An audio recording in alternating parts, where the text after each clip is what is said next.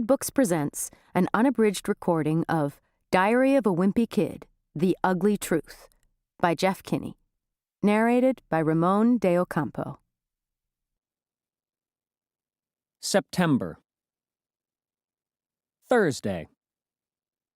It's been almost 2.5 weeks since me and my ex-best friend, Rowley Jefferson, had our big fight. To be honest with you, I thought he would have come crawling back to me by now, but for some reason, that hasn't happened. I'm actually starting to get a little concerned, because school starts back up in a few days, and if we're going to get this friendship back on track, something needs to happen quick. If me and Rowley really are through, that would stink, because the two of us had a pretty good thing going. Like how he'd pull me up the hill while I sat on my skateboard drinking a soda. Now that our friendship is history, I'm in the market for a new best friend. The problem is, I invested all my time in Rowley, and I don't have anyone lined up to take his place. The two best options I have at this point are Christopher Brownfield and Tyson Sanders. But each of those guys has his own issues. I hung out with Christopher for the last few weeks of the summer, mostly because he's a really excellent mosquito magnet. But Christopher is more of a summertime friend than a school year friend.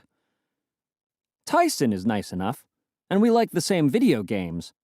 But he pulls his pants all the way down when he uses the urinal, and I don't know if I can ever get past that. The only other kid my age who's not paired up with someone is Fregley, but I ruled him out as best friend material a long time ago, when he said, "I'll bet I can fit your whole foot in my mouth." Anyway, I'm still keeping the door open a crack for Rowley, just in case. But if he wants to save this friendship, he'd better do something fast. Because the way things stand, he's not going to come out looking very good in my autobiography. Greg Heffley, A Life, by Greg Heffley. When you turn to Chapter 8, Childhood, it would start with, "I used to live near this kid. I think his name was Rupert, or Roger, or something. With my luck, though, I'll go on to be rich and famous, and Rowley will still find a way to ride my coattails. Like maybe writing his own autobiography, called I Used to Be Friends with Greg Heffley, by Rowley Jefferson, or something like that." Saturday. The reason I don't see things changing between me and Rowley is because he's already found himself a replacement friend. Or to be more accurate, his parents did. For the past few weeks, Rowley's been hanging out with this teenager named Brian. Whenever I go by Rowley's house, he's out in his front yard throwing a football or a frisbee with a guy who looks like he's in high school or college. Well, I did some poking around and found out that this Brian guy isn't just some normal kid from the neighborhood. He's part of a company called Cool Brian, which is sort of like a Big Brother for hire kind of thing.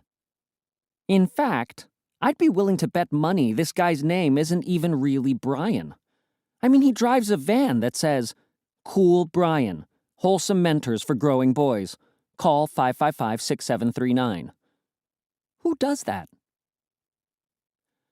Mom said she thinks the Cool Brian thing is a great idea because it gives kids a role model they can look up to.